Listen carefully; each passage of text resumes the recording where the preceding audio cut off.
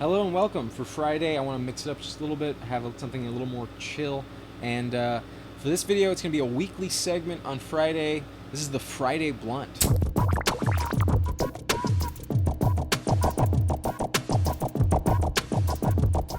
Based on the intro, you can probably tell I'm more of a bong guy, but basically, it's blunt because I'm trying to be as brutally honest as I can. So I'll give you a recap on last night's game, and at the end of the video, I'll give you some of those point spread predictions that you asked for in the comment section of my Week 1 matchups video. So let's talk about last night. It's a relief that we have football again. First game is in the books, and it was a lot closer than I thought it would be. I knew that Tampa Bay would score 30 at least, but I feel like they left a lot of points on the board. However, I feel like Dallas should have came away with the victory.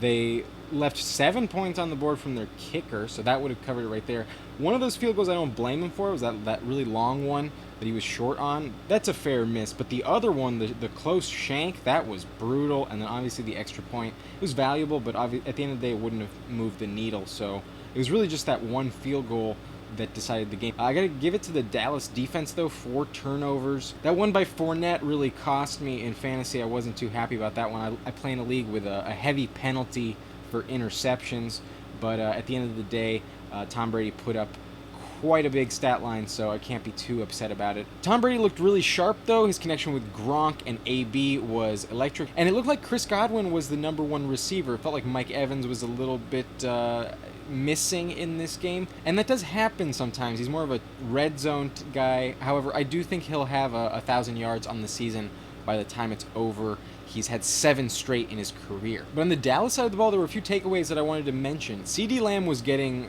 almost force-fed targets, and it was very unfortunate that he was dropping passes on that first drive because they stalled out because of him and got out of field goal range. I thought they would have scored if he would have been able to catch the ball. But it did feel like he redeemed himself throughout the game. He played a lot better, and at least for fantasy, he did a great job. However, Amari Cooper was really the story in this game. He had the most targets, the most receptions, and 2 touchdowns with over 100 yards. However, I got to admit, watching him catch the ball and hit the ground looked painful to watch. He looked like he was just so tense, like almost searing in pain as his body hit the floor. So I just feel long term, it may be risky to have Amari Cooper. His health is a bit of a concern, and we know that he's a very volatile fantasy player, so this is going to be a boom week. It may be an interesting sell-high window if you can get a clear top 12 wide receiver, or even just CeeDee Lamb on the same team, but I doubt that would happen. So just interesting to note. I want to continue to watch Amari Cooper throughout the next games. I'm not going to say that he's so injured he can't play. Obviously, that's not the case. However, at the end of the day, there's just so many targets on this team that you can't really be worried about it. He'll be okay. Definitely a top 20 wide receiver for sure. Otherwise, Dak looked just fine. He's going to throw a lot of passes as long as he stays healthy. But I was a little bit concerned with Zeke's usage. I knew that he was going to have a tough time in this game. The Bucs defense is really tough, so I forgive that really low 3 yards per carry. However, Tony Pollard's volume should really concern you if you have Zeke on your roster. I don't. I avoided him, and it was for this reason. I was worried that Tony Pollard was going to get too many touches and cap Zeke's upside, especially in the passing game.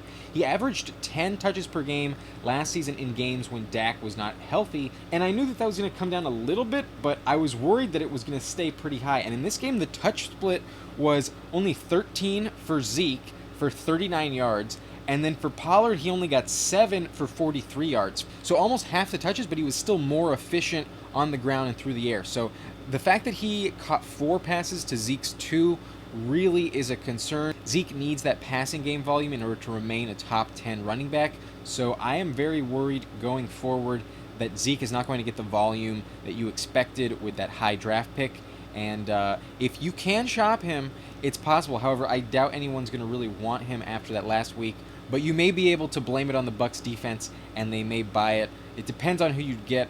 Obviously, there aren't that many players with the upside of Ezekiel Elliott. Some notes that happened throughout practice. Obviously, I mentioned the Eckler video and the update a couple days ago, and it looks like I may have been overreacting just a little bit. He did practice in a limited capacity today, so I'm very happy to see that. I do have Eckler on one of my teams, and I am counting on him, so I really hope that he suits up and he is full go. However, if he has any discomfort before the game, I really hope that they let him rest, let him get back to 100%. I would much rather have a fully healthy Eckler starting in week 2 or 3 rather than risk a re-injury in the early part of the season and not have Eckler at all for a significant amount of time. I do have Justin Jackson handcuffed just in case I need to insert him. I think this is a tough matchup against Washington, but at the end of the day, he'll probably be a top 20 back. I've got him at number 18 in my rankings if he were to play. So that's just a tentative ranking, not a locked-in, confirmed running back 2. You probably saw the news in Baltimore by now. It's terrible news that Gus Edwards is going to miss the season with a torn ACL. Same goes for Marcus Peters. That's a big blow to the secondary. However, they still have a very good defense. I don't think it's going to wreck their season too much. They added a bunch of veterans. They had Le'Veon Bell on the practice squad. They added Devontae Freeman, and then they also signed Latavius Murray. So this is going to be a true running back by committee, and I think ultimately the player that benefits the most is Lamar Jackson. And Tyson Williams is going to have interesting flex appeal this week. I think he has some upside to score a touchdown. However, as those other running backs get more acclimated and comfortable with the playbook, Tyson Williams' value is going to come down, I think, as early as next week in week 2. So it's really just a 1-week plug and play in my eyes. I think Latavius Murray is going to be the most valuable running back of the group, but Lamar Jackson is really going to limit the upside of every player. They're really going to eat into their volume. I'm not that excited about really investing strongly in the Baltimore backfield. I'd rather not rely on it. But occasionally it'll give you a matchup-dependent flex option with upside. I think the player to own with the most value is going to be Latavius Murray. In Indianapolis, Xavier Rhodes has been declared out, so my hesitation for DK Metcalf is completely out the window. He's going to be just fine. I've moved him up to number 6 in my rankings this week. I still think Tyler Lockett is a pretty good bet to score a touchdown, but may only get you about 50 yards or so. But he's still a pretty reliable player inside the top 20 wide receivers for me. And then you asked for it in the comments section in the Week 1 matchups video. I put my win-loss predictions up, but you wanted the point spread prediction. So I'm not going to go through every game, but I'm going to give you 5 picks based on the spread that I would take if I could gamble on this game. Now I'm gonna be upfront with you. I live in California, so I can't really bet on this game like that online. That's why I really only stick to fantasy football. But you asked for it, I'm going to give it to you. I just wanted to give you a disclaimer. Your decisions are your own. This is just what I would do and for entertainment purposes. So let's go. First bet I like is Pittsburgh plus 6.5 against Baltimore. Now I do think they're going to lose the game, but I think Mike Tomlin deserves a little bit more credit. I don't think they're going to lose by a full touchdown. That's hard to happen. Mike Tomlin and his defense is legit. So I'd like them to keep it within like a touchdown or maybe 4 points or so, but I don't think they're going to lose by more than 6. Give me Pittsburgh plus 6.5. The second game I like on the docket is the Carolina Jets game, and I like Carolina to beat the New York Jets by at least 4 points. I think they're going to win by closer to a touchdown. I think the Sam Darnold, Robbie Anderson revenge narrative is real. But at the end of the day, Zach Wilson is a rookie quarterback with a rookie head coach, and I don't think that he's going to have a good game at all. But at the end of the day, I think Christian McCaffrey, Robbie Anderson, DJ Moore, Chuba Hubbard, and Terrace Marshall are going to put enough points on the board to pay off this bet. Give me Carolina minus 3.5. And I'm going with FanDuel's odds, by the way. I like the Chicago LA Rams line. The Rams are favored by more than a touchdown. They're minus 7.5 in this game. And I do feel confident the Rams will blow out Chicago in this game. I don't trust Andy Dalton at all. And the Bears only put up 10 points against the Rams last season with Nick Foles. And I think that they made a bit of a downgrade with Dalton. So I like the Rams in this game. Even though it's a big point spread to overcome, it's a little bit less than that San Francisco line. So that's why I prefer the Rams over the Bears. Give me the Rams minus 7.5. Another game I feel pretty safe is not going to stay within a field goal is the Green Bay and New Orleans game. And the line is Green Bay minus 3.5, and I like Green Bay. I think that Jameis Winston is going to throw some interceptions, have a few more turnovers. Aaron Rodgers does not turn the ball over, so I don't think Aaron Jones is going to cough it up either. I like Green Bay by at least 4 points in this matchup.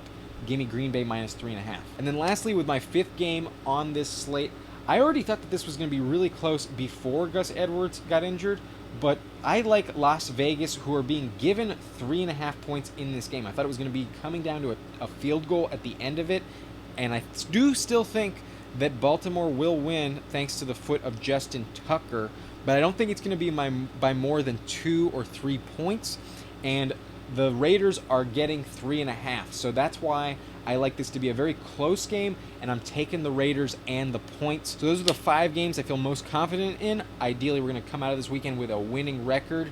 However, just a disclaimer, I live in California, so I can't bet on these games online. That's why I'm more of a fantasy type of gambler.